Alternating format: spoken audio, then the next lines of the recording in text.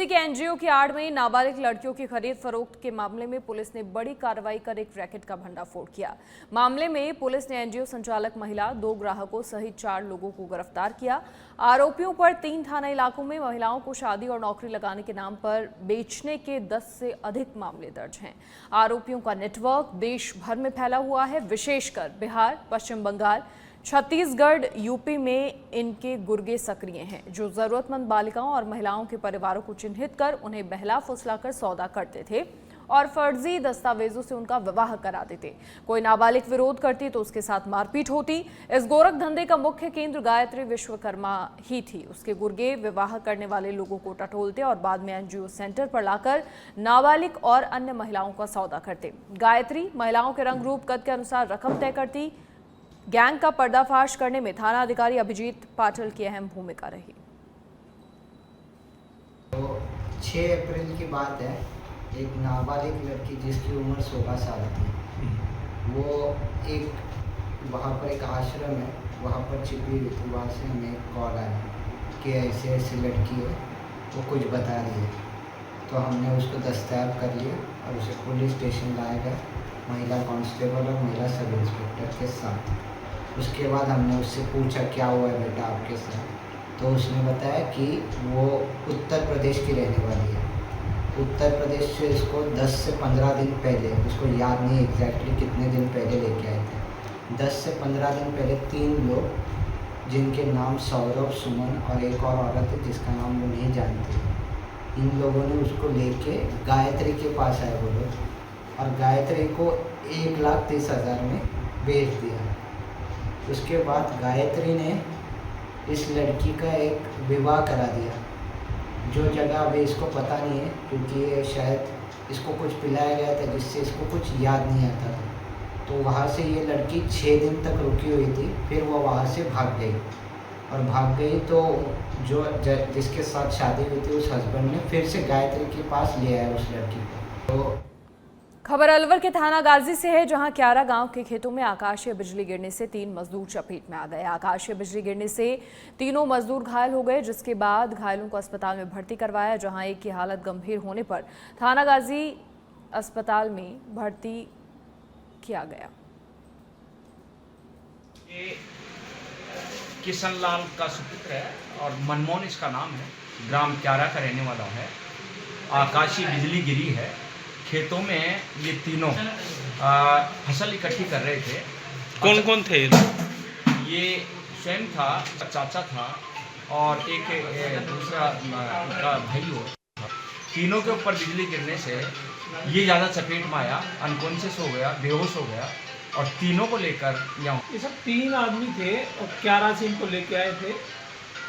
इन 3 में से मनमोहन नाम का जो बंदा है उसके थोड़ा सा तबियत थोड़ी इफेक्ट है इसका, हाँ हल्का सा है, बाकी खतरे से बाहर है, ऐसी कोई चिंता की बात नहीं है।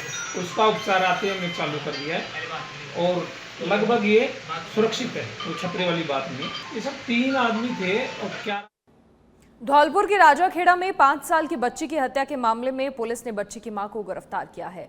मां ने पति से झगड़े के बाद गुस्से में बच्ची की गला घोंटकर हत्या कर दी और इसके बाद शव को सरसों के खेत में फेंक दिया। राजाखेड़ा थाना अधिकारी रामकिशन यादव ने बताया, बच्ची की मौत के बाद बच्ची की मां गीता ने ही थाने में रिपोर्ट दी थी। शुरुआत में मौत का कारण पता नहीं चल पाया। ठेकेदार ने परिवार को गांव वापस भेज दिया। गांव कुर्रा में परिवार वालों की सलाह पर जब पोस्टमार्टम करवाया तो पता चला कि बच्ची की गला घोंटकर हत्या की गई थी। पुलिस ने मामला दर्ज कर जांच शुरू की और जांच में सामने आया कि गीता का पति शराब का आदी था, रोज शराब पीकर झगड़ा करता था। 16 मार्च को दोनों में झगड़ा हुआ। गुस्से में आकर गीता ने अपनी बेटी की हत्या कर दी और शव को सरसों के खेत में फेंक दिया। 25 मार्च को श्रीमान जिला पुलिस अधीक्षक महोदय धौलपुर श्री सुमित नेहड़ा सर के पास में श्रीमती गीता कोली, ये कुर्रा थाना राठ, जिला हमीरपुर, यूपी की रहने वाली थी। उसने अपने परिजनों के साथ एक प्रार्थना पत्र दिया था कि हम आरडी भट्टा राजाखेड़ा में मजदूरी ईंट थापने का काम करते हैं। वहाँ पर दिनांक 16 मार्च को रात को 10:30 बजे करीब परिवार पीड़िता ने कहा कि मेरी बेटी वर्षा, जिसकी उम्र होगी करीब 5 साल के लगभग, वो रात को कहीं चली गई।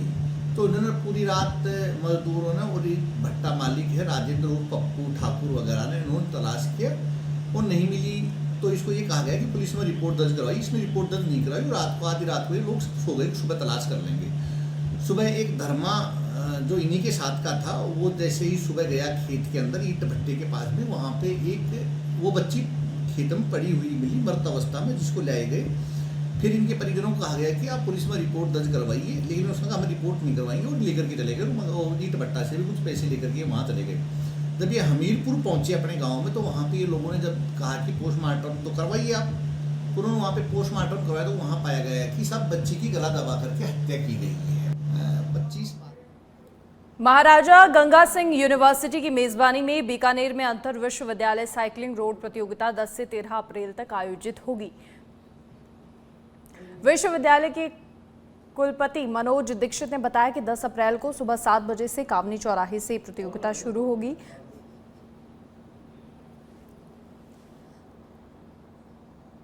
और प्रतियोगिता में भारत से लगभग 60 से अधिक विश्वविद्यालयों के 400 खिलाड़ी भाग लेंगे। आपको बता दें, विश्वविद्यालय की राष्ट्रीय स्तर की साइकिलिंग रोड प्रतियोगिता का आयोजन चौथी बार करवाया जा रहा है, जिसमें महिला प्रतियोगिता का आयोजन पहली बार है।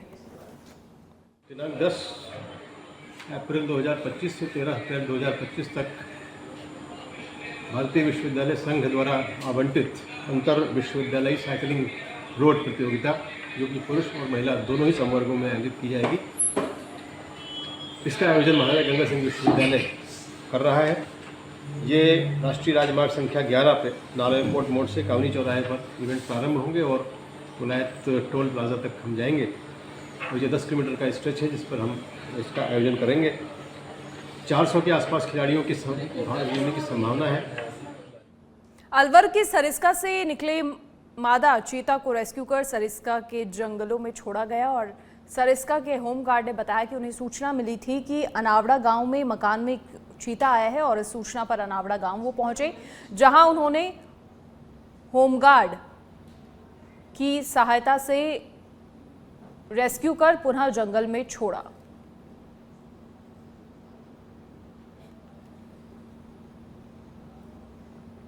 बांसवाड़ा की सज्जनगढ़ से बड़ी खबर, जहां स्कूल के अध्यापिका ने विषाक्त पदार्थ खाकर जान दी। पति पर संदेह के चलते शिक्षिका ने जहरीला पदार्थ खाया। पिछले 1.5 साल से अंदेश्वर उच्च माध्यमिक स्कूल में पोस्टिंग थी। मृतक शिक्षिका का शव मोर्चरी में रखवाया गया।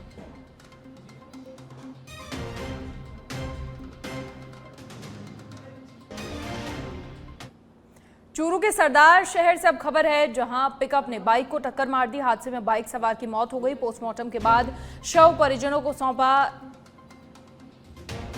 रामगढ़िया हॉस्पिटल के पास ये घटना हुई थी।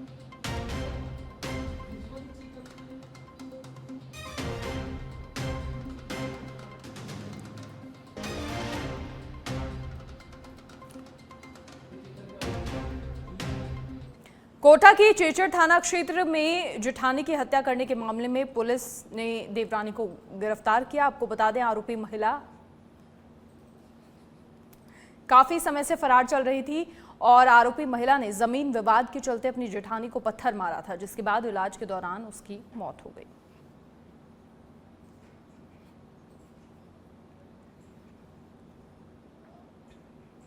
खबर भरतपुर से है, जहां 3 व्हीलर चालकों से टोल टैक्स वसूलने का मामला तूल पकड़ रहा है। कुम्हेर स्टेट हाईवे स्थित गिरधर टोल प्लाजा पर टोल कर्मी नियमों के विपरीत